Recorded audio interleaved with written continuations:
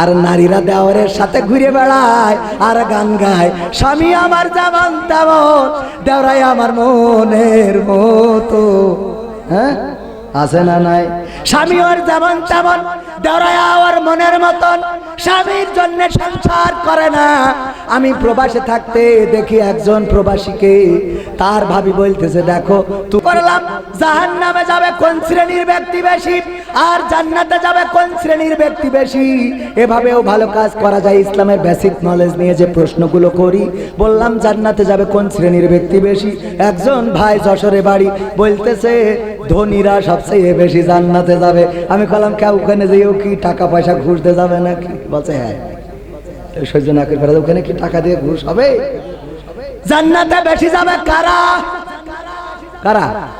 গরিব দরিদ্ররা। আর জাহান্নামে যাবে বেশি কারা? কারা? হ্যাঁ, ধনীরা। যদি হয় সত্য, যদি স্যার বলে যে না এটা হয় নাই, তাইলে স্যার আমার হইবে না। কেন? কারণ সত্য যেহেতু হয় নাই তাহলে মিথ্যা হবে, ঠিক কিনা? সত্য মিথ্যা আগে পরীক্ষা ছিল না, যে নবাব সিরাজউদ্দৌলার সাথে মীর জাফর বেঈমানি করেছে, সত্য নাকি মিথ্যা?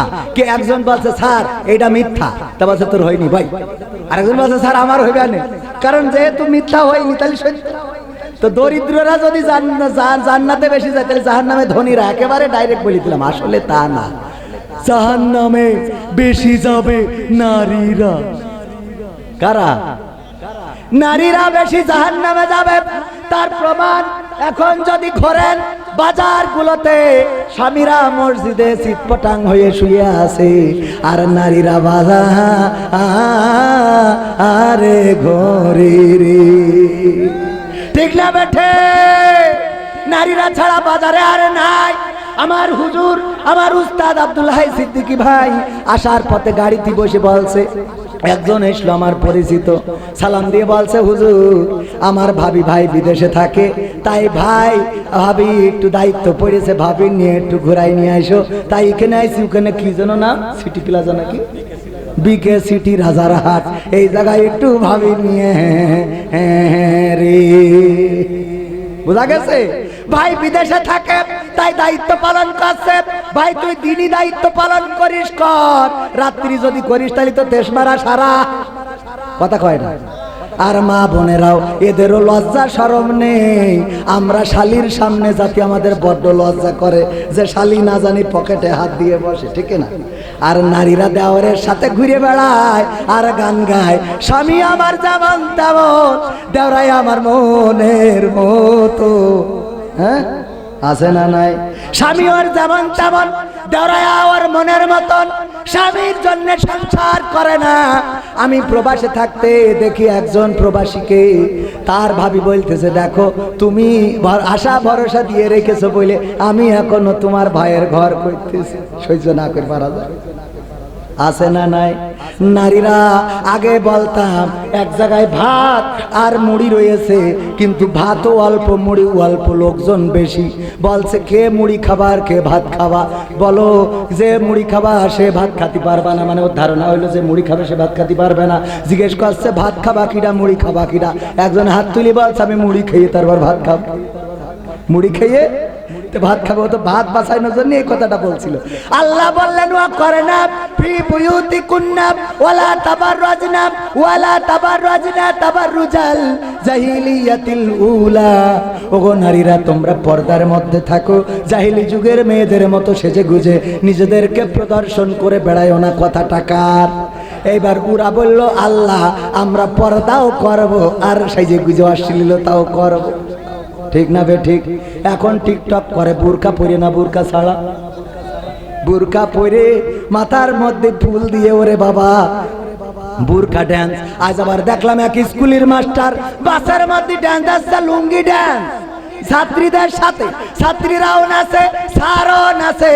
স্যার মাঝে মাঝে একটু হাত মাত ধরতে চায়, কারণ বুড়ো বয়সে একটু ছাত্রীদের হাত ধরলে এনার্জি বাড়ে না কমে? কথা কয় না? আরে সারেরা তোরা যে কি শুরু করলি? এই সমাজে যারা ছিল বিশ্ব বিবেক, ওরা এখন বিশ্ব বেহায়া হয়ে যাচ্ছে। বলেন ঠিক না বেঠিক? তবে সবাই না। আবার এই কথা বললি অনেক সারেরা না জানি আবার আমার নামে একবার দেখলাম যে শিক্ষকেরা আমার নামে উকিল নোটিশ পাঠাইছে। কবির বিন সামাদ একটা নাটক করেছে করোনাকালীন সময়ে, যে টিচাররা স্কুল খোলার কারণে একটু রাগ হয়েছে যে এত তাড়াতাড়ি স্কুল কেন খোলা হলো, এতদিন বসে বসে বেতন পাচ্ছিল আর খাচ্ছিল। এই নাটকটা করার কারণে আমার বাড়ি উকিল নোটিশ চলে গেল। কবির বিন সামাদ টিচারদের অপমান করেছে। আমি কি অপমান করেছি? এই বাসের মধ্যে যারা মেয়ে কন্যা টিচারদের কাছে যে সন্তানগুলো দেয়, তারা চিন্তা করে আমার সন্তান দিলাম, শিক্ষকেরা পিতার মতো। কিন্তু সেই শিক্ষকেরা যখন মেয়েদের নিয়ে বলে লুঙ্গি ড্যান্স, লুঙ্গি ড্যান্স, লুঙ্গি ড্যান্স, লুঙ্গি ড্যান্স, আর আমার চোখে পড়েছে। আমার এই ভিডিও আমরা ডেসক্রিপশনে দিয়ে দেবো, আপনারা দেখেন। এখানে যারা ভিডিও করছে ওরা অনলাইনে খুঁজলেও পাবে লুঙ্গি ড্যান্স শিক্ষকের। যখন ওখানে দিয়ে দেবে আপনারা দেখে নিন। এই অবস্থাগুলো আমাদের সমাজে চলছে, এর থেকে পরিত্রাণের দরকার আছে না নাই? দরকার আছে না নাই? এই পরিত্রাণ আমি বলেছি আগামী বছর ঈদের সময় যুবকেরা শুধুমাত্র আল্লাহর পথে ডাকলে হবে না, বাঁশ ঝাড়ের কইছিয়ে বাঁশ 2.5 হাত 3 হাত করে কেটে নিয়ে ঈদের দিন ঈদের নামাজ পড়ে এসে রাস্তার মোড়ে মোড়ে বসে থাকতে হবে। ডিজে কুপাকুপি করে যখন কোনো ট্রাক যাবে অমনি দাঁড় করায় স্পিকার থেকে শুরু করে ড্রাইভার পর্যন্ত কুপাই দিতে হবে, তবে যেন ডাইরেক্ট পাতালে না যায়, একটু হাসপাতালে থাকে, তাতে তো ডাক্তারের দুটো পয়সা হয়। ডাইরেক্ট যেন পাতালে না যায়, হাসপাতালে দেবে। ঠিক আছে তো?